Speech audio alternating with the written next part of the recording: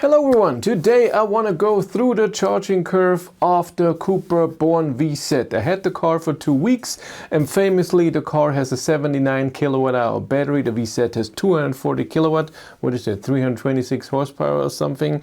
And for me the most interesting part is what charging curve will it have, because I had the Cupra Tavascan VZ, the all-wheel drive powerful version of the Tavascan, and for my surprise, to my surprise, it didn't have the same charging curve as the ID3 ID5 GTX. It had the ID3 ID5 Pro charging curve, which doesn't have an amazing peak, but stays above 100 kilowatt a bit longer.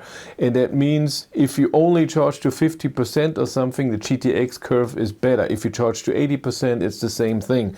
But I prefer the one with a higher peak, because maybe I don't have to charge that much, or I need to get to the next charger that's just 50 kilometers away. I just top off for 2-3 minutes and go on. So I prefer that. But the question is, the Tavascan has the 77 kilowatt hour battery as Pro S of the ID3, ID4, ID5, ID7, Cupra Born middle because there's a 60 kilowatt version, a 60 kilowatt hour version and a 77 kilowatt hour version, but the Born VZ has the 79 kilowatt hour battery, so I was hoping it will have the same charging curve as the ID3 GTX, which also has the 79 kilowatt hour battery. So let's jump in and look at it. If you have an EV and you need a driver's logbook for your company or for tax reasons, and you don't want to write everything down yourself, then Tronity is exactly what you need. Tronity connects to your car.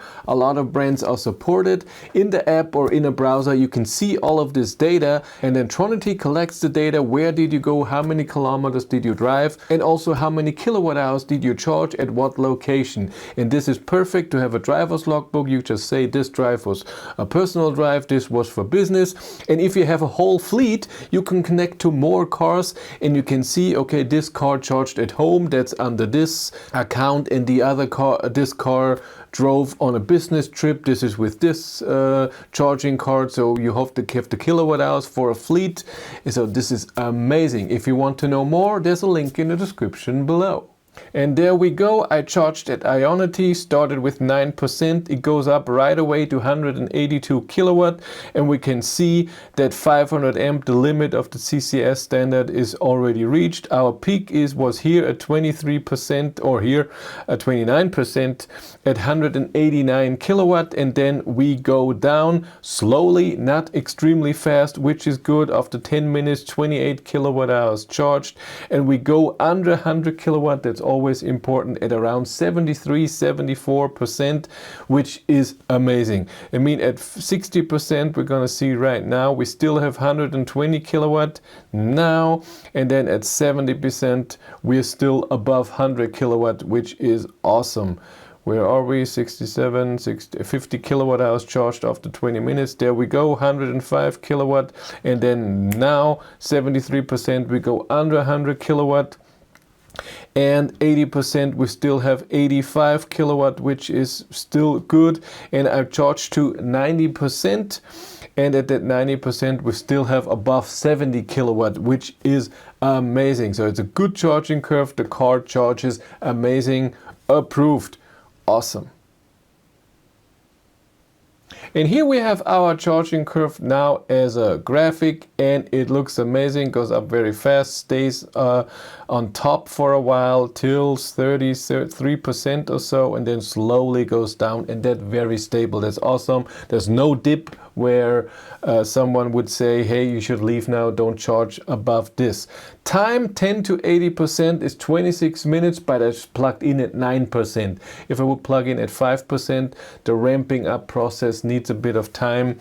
It might have been the 25 minutes, who knows.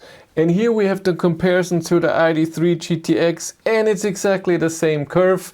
It's exactly what I thought, and it's also amazing for me to see my tests. I mean, it's now easy with preheating the battery. Just press a button or you navigate to a charger and it preheats it to a perfect temperature. And when I see that the temperature is reached, I just plug in, and as long as the charging network or the power grid doesn't have a weird dip or there's a problem, too hot, too cold, something of the charger and anything, then you can see that this is extremely close. I'm very happy. The ID3 GTX achieved 25 minutes, 10 to 80%, and I think it's because I plugged in at a lower state of charge, which is of course then that 1 minute, who cares, maybe 30 seconds or something, but it's the same curve. They both are the same car, the same format, the same consumption. There's not a lot of difference. So range added into the battery and everything, it's all the same. So it's really great that the Born VZ has the ID3 GTX charging curve and not from the Tavascan VZ. Awesome.